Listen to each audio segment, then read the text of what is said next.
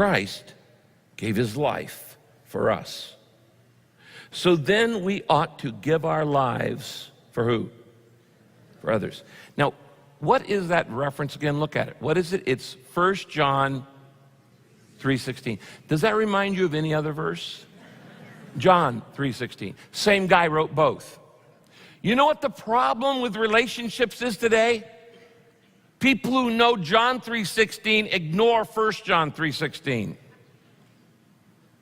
We all know John 3:16. Most of you could quote it. God so loved the world that he gave his only son, that whoever believes in him should not perish but have everlasting life. That's the way to salvation.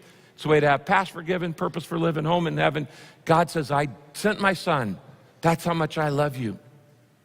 And we're all grateful for God's love for us, John 3:16. But we want to ignore 1 John 3:16. It says, and this is real love, God gave his life for us. He gave his son for us. And we must do the same thing.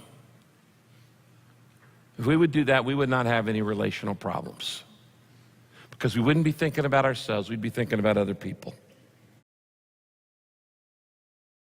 Encourage you to know when somebody is praying for you? Yes. Yes, it does.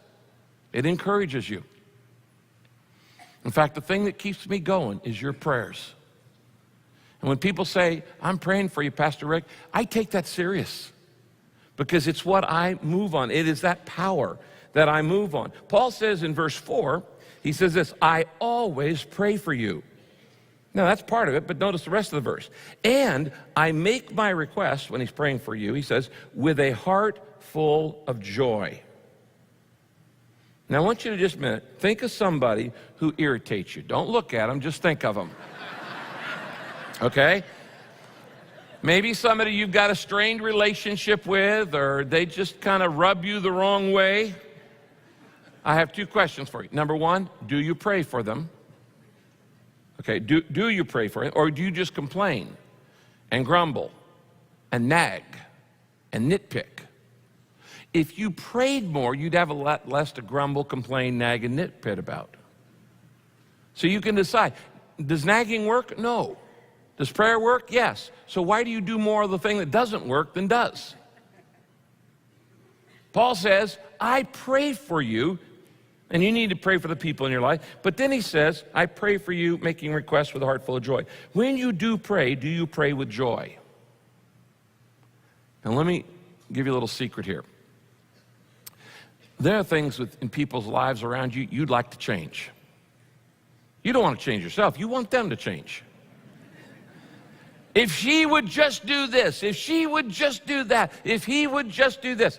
And we always want to change other people. You can't. You can't change anybody. You cannot change anybody. They can only change themselves, and you can only change yourself. So all of that, trying to change your change program doesn't work.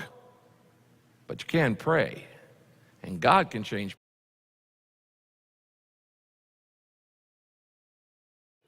Self-gratification is not the way to happiness.